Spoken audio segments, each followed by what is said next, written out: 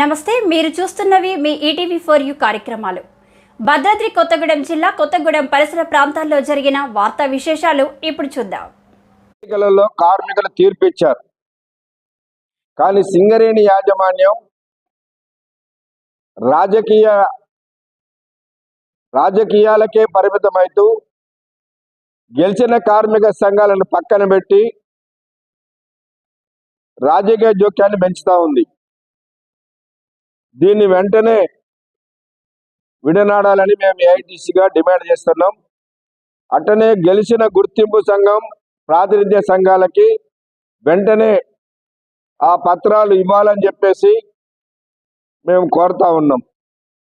అట్లాగే ఇవాళ ట్రాన్స్ఫర్లు, ప్రమోషన్లు, డిప్యుటేషన్లు గతంలో రాజకీయ జోక్యం ఉన్నదనే కార్మికులు వ్యతిరేకించారు. మళ్ళీ దాన్నే ఇవాళ సింగరేణి యాజమాన్యం కొనసాగిస్తూ ఉన్నది. చూడబోతే ఎట్లున్నదంటే గత ప్రభుత్వమే బెటర్ అనే పరిస్థితి తీసుకొస్తా ఉన్నారు ఇప్పుడున్నటువంటి పరిస్థితి. కాబట్టి ఈ రాజకీయ జోక్యాన్ని అరికట్టాలని, కొత్త బ్లాకులు టెండర్ లేకుండా సింగరేణికే కేటాయించాలని సిపిఐ పార్టీ ఏఐటీసీ ఆధ్వర్యంలో ఈ నెల 5వ తేదీ నాడు కలెక్టర్ ఆఫీసు ముట్టడి చేశాం. 6వ తేదీ నుండి హెడ్ ఆఫీసులు, జిఎం ఆఫీసుల ముందు నిరాదీక్షలు చేశాం. అయినా కేంద్ర ప్రభుత్వం మరి ఇంతవరకు తన వైఖరిని మార్చుకోలేదు. వెంటనే మార్చుకొని సింగరేణికి కేటాయించాలని చెప్పేసి మేము డిమాండ్ చేస్తూ ఉన్నాం. అదేవిధంగా అవుట్ సోర్సింగ్ చేస్తున్నటువంటి కార్మికులకి కాంట్రాక్టర్లు ఎక్స్‌ప్లాయిట్ చేస్తూ ఉన్నారు. వాళ్ళ కనీస జీతాలు కూడా ఇవ్వటం లేదు. 2 నెలలుగా ఐటీ డిపార్ట్మెంట్లో పనిచేస్తున్న సర్వీస్ ఇంజనీర్లకి 2 నెలలుగా జీతాలు ఇవ్వకపోయినా అవుట్ సోర్సింగ్ వాళ్ళ మీద సింగరేణి యాజమాన్యం ఏం చర్య తీసుకుంటలేదు.